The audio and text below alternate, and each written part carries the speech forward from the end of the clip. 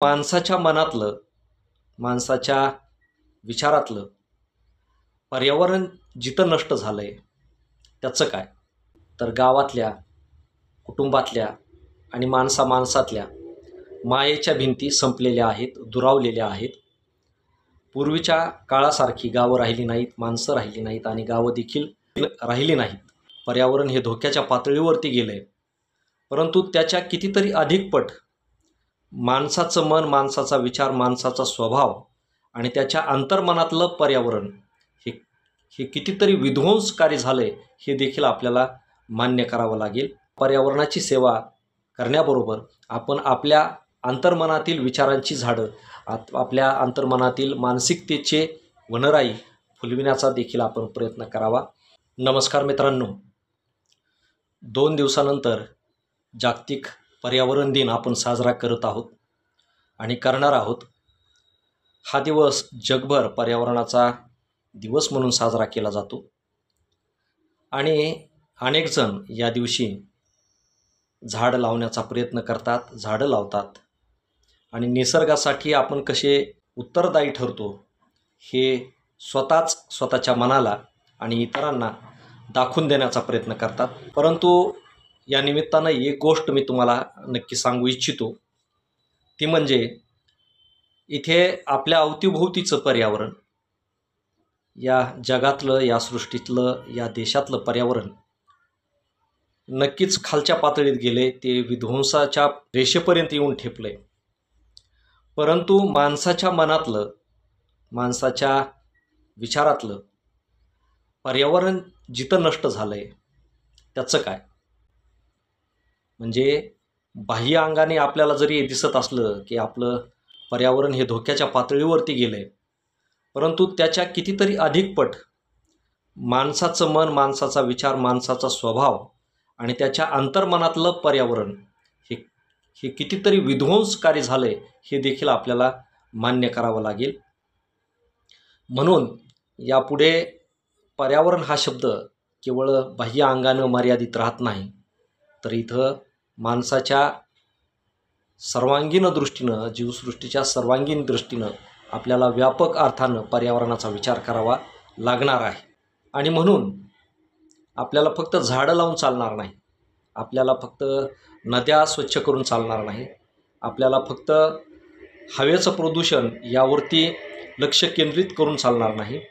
आपल्याला आपल्या अंतर्मनात रुजत असलेलं आणि आपल्या अंतर्मनात बाधत असलेलं पर्यावरण देखील दूर करणं आणि तेवढंच निर्भेळ करणं हे देखील क्रमप्राप्त आहे. आज जर तुम्ही पाहिलं तर गावातल्या, कुटुंबातल्या आणि माणसातल्या मायेच्या भिंती संपलेल्या आहेत, दुरावलेल्या आहेत. पूर्वीच्या काळासारखी गावं राहिली नाहीत, माणसं राहिली नाहीत आणि गावं देखील राहिली नाहीत. आपण लहानपणी म्हणायचो, झुक झुक अगीन गाडी, मामाच्या गावाला जाऊया, पळती झाडी पाहूया, आशयाचं ते गाणं होतं. परंतु आता मामाची गावच उदास झालेली आहेत. आता कुठलाही मामा तुम्हाला बोलावणार नाही आणि बोलावलं तरी महिनाभर राहा म्हणणार नाही, अशी अवस्था आहे. थोडक्यात या मायेच्या भिंती म्हणजे मायेचं झाड होतं, मायेची सावली होती, ती देखील आपल्या आयुष्यातून आता दूर गेलेली आहे. म्हणून मला असं वाटतं की आपल्या गावामध्ये असं कुणीतरी एक माणूस असावं की ज्यानं हा पुढाकार घेतला पाहिजे की यापुढे माझ्या गावात माझ्या बहिणीची मुलं असतील, माझ्या गावातल्या नांदायला गेलेल्या मुली असतील, तर त्यांनी आपल्याकडं हक्काने यावं आणि महिना 15 दिवस राहावं. त्या मुलांनी वेगवेगळे फळझाडांचा आस्वाद घ्यावा. अशा वनराई देखील माणूसपणाच्या निर्माण होणं गरजेचं आहे, असं मला या पर्यावरण दिनाच्या निमित्ताने वाटतं. कारण कुटुंब हा देखील पर्यावरणाचा एक घटक आहे. माणूस हा त्या पर्यावरणाचा अविभाज्य अंग आहे. हे सगळं जर कशामुळं झालं असेल आणि कशामुळं होतंय याचा जर आपण विचार केला तर मी तुम्हाला वारंवार सांगत आलेलो आहे की संपत्तीचा अघोरी हव्यास आणि त्यातून आलेला उन्मत्तपणा हा माणूस संपवित आहे. आणि त्या माणसाला ज्यावेळेस ही संपत्ती येते तर त्यावेळेस त्याच्यामधील विध्वंसक वृत्ती ही बाह्य प्रदर्शन करायला लागते. मग आता 2-4 दिवसातल्या तुम्ही जर बातम्या पाहिल्या तर त्यामध्ये एकच दिसून येतं की पुण्याच्या साईडला ज्या लोकांकडं जमिनीतून प्लॉटच्या विक्रीतून जो अफाट पैसा आलेला आहे, तशा तरुणांना मुली पुरविण्याचे प्रकार, व्यभिचाराचे प्रकार हे फक्त पुण्यातच नाही तर हे महाराष्ट्रात, देशात आणि जगात फार मोठ्या प्रमाणावरती वाढलेले आहेत. आणि सोशल मीडियातून आपल्या यूट्यूबसारख्या माध्यमातून माणसाला या वाईट विचाराच्या दृष्टीनं उत्तेजित करणारे कंटेंट पुरविले जातात आणि ही विध्वंसाची मानसिकता ही लहान मुलापर्यंत येऊन पोचते.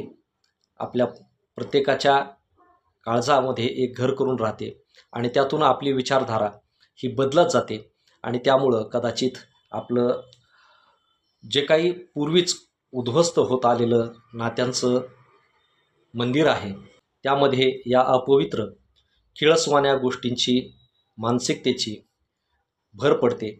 आणि यामधूनच सध्या महाराष्ट्रामध्ये तुम्ही पाहत असाल की ज्या काही विवाहित महिलांचे डिव्होर्स असतील, विभक्तपणा असेल, एकटं राहण्याची प्रवृत्ती असेल आणि एकमेकाच्या विरोधामध्ये आक्रमक भूमिका घेण्याची वृत्ती असेल, तर हे सगळे त्याचे परिणाम आहेत. थोडक्यात माणसाला स्वतःकडे पाहायला वेळ नाही, निसर्गाकडे आपण कधी पाहणार हा देखील प्रश्न समोर आहे. निसर्गाचा अनमोल ठेवा पाहण्याची दृष्टी अशा लोकांमध्ये निश्चितच येणार नाही, कारण या लोकांना संपत्ती आणि संपत्तीतून व्यभिचार हेच त्यांच्यासाठी आयुष्याचं साधन आणि साध्य समोर ठेवून अशी माणसं जगत आहेत. आणि अशी माणसं दुर्दैवानं आज या महाराष्ट्रात, या देशात आणि या जगामध्ये खूप मोठ्या पटीनं वाढलेली आहेत. आणि त्यामुळं चांगलं काम करणारी माणसं ही फार अत्यल्प आणि कमी आहेत.